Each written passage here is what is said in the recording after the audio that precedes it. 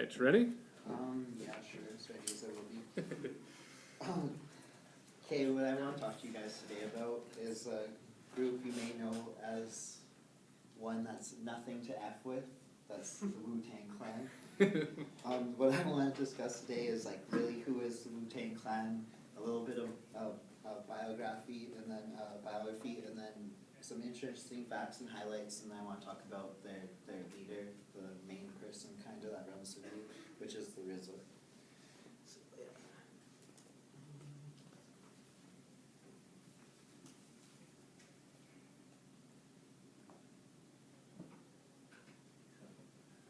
Arrows. Okay, yeah, there's an interesting phrase you may all know, cash rules everything around you, cream, and what I want to talk about is Wu-Tang Clan is a collective of 9 members. It started originally in the early 90s. It started off as like the RZA, GZA, and ODB. I don't want to say his real name because it's kind of explicit. But they started off forming like a group because they all had individual careers before, but they weren't really breaking through into the mainstream. So they thought if they combined together as a group, they could be more forced to like have more impact or whatever. And they recruited like other people around the area that they knew were avid rappers, I guess. And so it formed as a group of like 9 members, which they originally started in like 92, and then I guess their first album was Enter the Wu-Tang or Enter 36 Chambers, and really there's no like, it's kind of like almost like a super group or something, because they like formed with so many members and stuff because they wanted to come through with like an impact where like people would get bored and stuff and make all their own beats and stuff. So that was like their effort to really break through. And after their first album,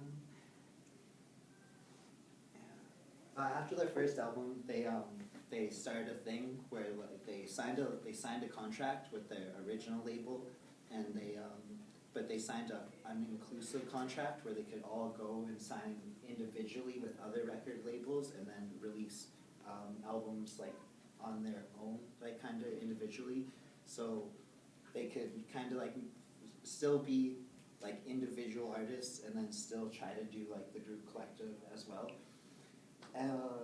After that, when they all came together, the leader, RZA, kind of took like control of the group. He proposed that they give him 100% control over their financial situation, the recording situation, everything, and he promised them that they would be like a platinum selling group by, it's a 5-year plan he proposed, and by the end of the 5-year plan he'd give up his leadership to the like, so they could all do their own thing, but as like if he kept his word that they became platinum selling artists, which is like really interesting to like kind of like how they let him just come in like complete control. He made all the beats. He like just overseeing their like individual record deals too as well.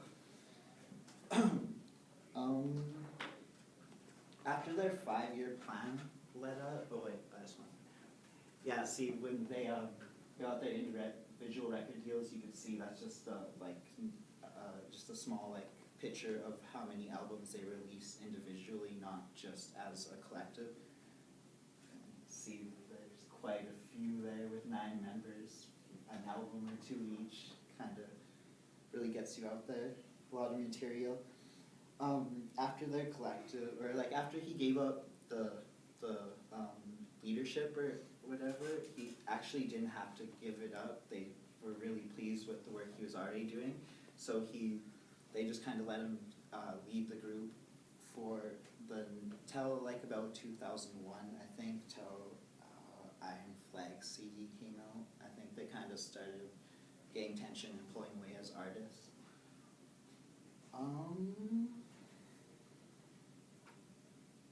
Oh, I guess I should name the members. Members include, RZA's the leader, and then GZA and ODB were the 3 original members, and then there's Method Man, Inspector Deck, Master Killer, You God, Ghostface Killer. Did I say that already? And Good back. and later on they included after he gave up his leadership, they included another ninth member, and that is Capadonna. So he kind of like a shoe-in. He was kind of like always around, but not official until like '97.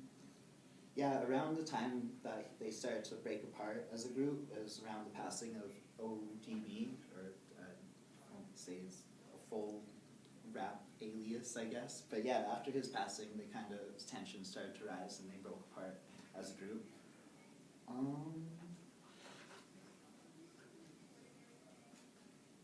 Oh, I want to talk kind of mainly about the leader, RZA. He's a pretty interesting person. Like, you could tell by the way he took control of the company and stuff, and his way about going about things is kind of different. He actually never went to, like, I think he went to like 3rd grade or like 4th grade or something. Yeah, 4th grade. And well, his real name is Robert Diggs, and he was born July 5th, 1969. And yeah, after like, I think he dropped out of 4th grade, he came from a really big family of like 12 kids. And he didn't, like, his parents didn't care if he went to school or like anything, but the school was really far away, and they weren't, like, they're impoverished, so he didn't have like the financial means to like take the bus or find his own way to school. So instead of going to school, he went to a local library and tried to read a book a day at least. I don't know if he actually did one a day, but that was his goal, to at least like get some kind of learning. And yeah, he's an actor, producer, recording artist, director, and author. Kind of a jack of all trades, you can say. One of his he's a vegan and a 5%er. That's the type of religion he is. That has a lot to be based on how like he ran the collective. And what a 5%er is it's like an offshoot of Islam, kind of like a radical religious. Not radical, I guess, but like a religious group. It was originally started by Malcolm X.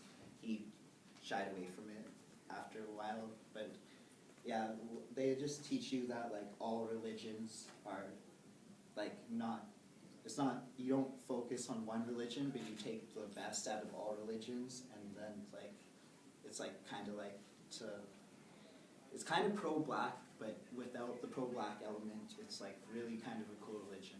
I suggest you guys look into it, 5%ers. Yeah, they kind of like take the meaningful parts out of all religions and try to bind it to make like one collective belief, I guess. One of his, just a interesting fact, I guess, one of his first film appearances was in Ghost Dog: Way of the Samurai in '99. I don't know if you guys ever seen that.